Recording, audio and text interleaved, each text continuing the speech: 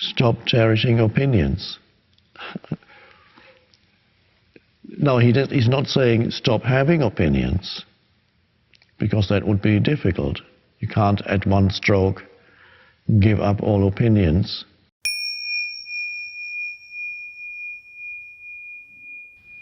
When the mind becomes active, especially in a conversation, opinions are expressed, the egoic mind usually needs to respond in order to assert its existence or strengthen its sense of self. Particularly with opinions, it can happen easily that before you know it, you've been taken over by a mind stream. The question is whether there's, at any given moment, whether there's enough presence in you so you can be aware of the movement of your thoughts in a conversation. That's the challenge. Otherwise, you're lost in the mind stream and the reactive patterns of the mind.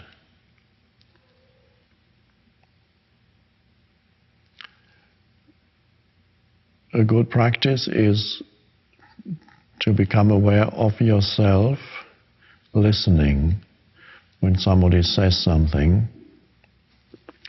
Be aware of two things when you're listening to another person. The other person may be voicing an opinion or gossiping or criticizing somebody else, as is often the case. When you're listening, be aware of two things rather than one thing. So you make it into a spiritual practice. Be aware of obviously what you're listening to, the content, and at the same time, be aware of yourself as the listener, the presence that makes the listening possible, the presence in you that makes the listening possible. So as you sit with people, you are there as a listening presence. In addition to being aware of what they're talking about, you feel your continuing presence there. And now, if you never said anything, that would be an easier practice.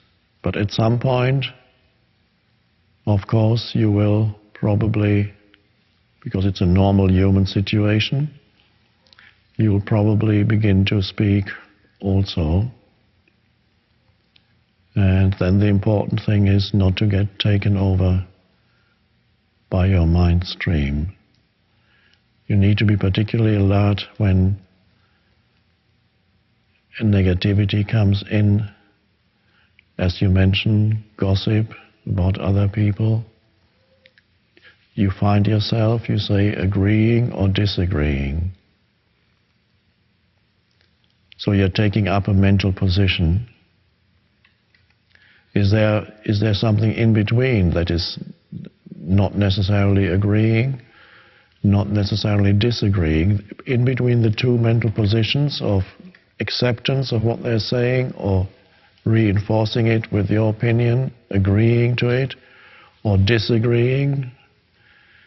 Is there a neutral space from where you can simply observe possible mental positions in others and your own tendency to adopt a mental position?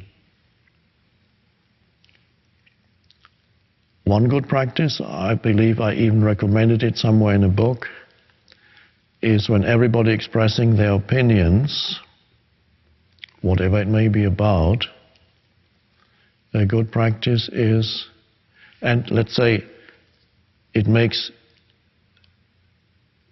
nobody's asking you, let's say, for your opinion, and it makes no difference to the situation, so they are not trying to decide some course of action, but simply people are simply putting out their opinions, you can observe the almost compulsion to give your opinion, especially things like politics or other favorite things that people love to express opinions about. You might feel the compulsion to say something, and as a spiritual practice, just let go of needing to put forward your opinion. So in other words, you ask yourself, what happens if I don't express my opinion? How does that feel? Of course, it doesn't make any difference to the situation or who you are. So to just refrain from unnecessarily expressing your opinion is a spiritual practice in itself. And at first you feel almost that you're losing some of your identity when you're not participating in that. But you're actually going away from egoic identity to a deeper place of awareness. So the pull of the mind is very strong when you're discussing things and other people are expressing their positions, identifying with their positions. Be aware, observe in other people the emotional charge behind their mental positions also. Observe how there's no awareness of their mental position. There's complete identification with the thought streams. So be there when you're with people, be there as an observer also, not just as somebody who's participating.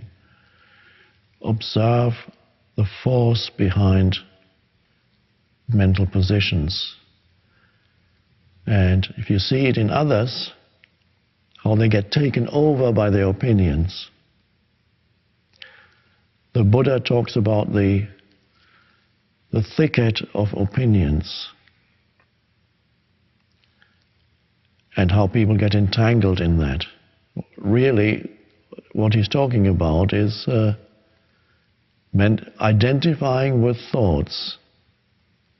So the thoughts become you. And so people get trapped in the thicket of opinions, as the Buddha puts it. And of course, one Zen master, I can't remember the name, recommended as a spiritual practice, a very simple but powerful spiritual practice.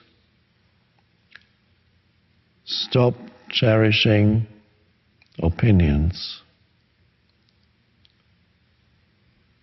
He actually said, don't seek the truth.